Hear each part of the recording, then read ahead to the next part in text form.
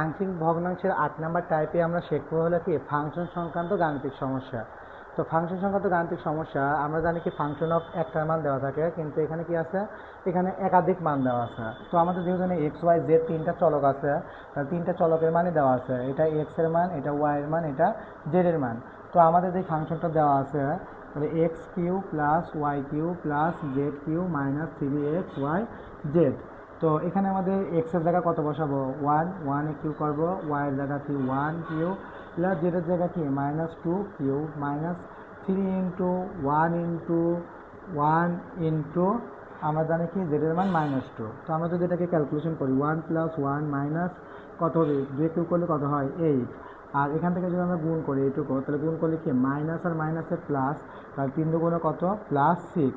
তাহলে আমরা যদি এটা আর এটা যদি যোগ করি তাহলে কত হবে 8 -8, তাহলে কাটাকাটি করলে কি 0।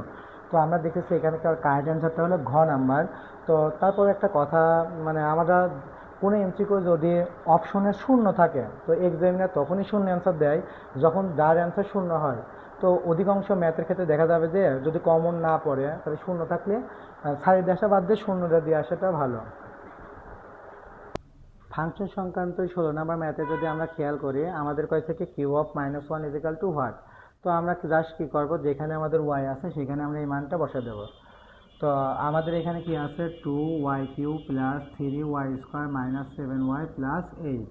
তো আমরা যদি ওয়াই এর জায়গা কি বসাবো, ওয়াই এর জায়গা -1 বসাই, তাহলে 2 ইন্টু -1 এর পর কিউ প্লাস 3 ইন্টু -1 এর পর স্কোয়ার মাইনাস 7 ইন্টু ওয়াই এর মান কত -1 প্লাস 8। তো আমাদের এখানে যদি ক্যালকুলেশন করি 1কে কিউ করলে -1ই হয়, -1কে কিউ করলে তাহলে কী হবে -2, আর 1কে স্কোয়ার করলে 1, তাহলে কী হবে +3, আর মাইনাস কি +7 প্লাস 8। তো আমরা যদি এটাকে ক্যালকুলেশন করি 8 এর সাথে 15, 15 আর 3 18, তাহলে -2 প্লাস 18, তাহলে অ্যান্সার হবে কত 16। তাহলে আমাদের কারেক্ট অ্যান্সার ক নাম্বার।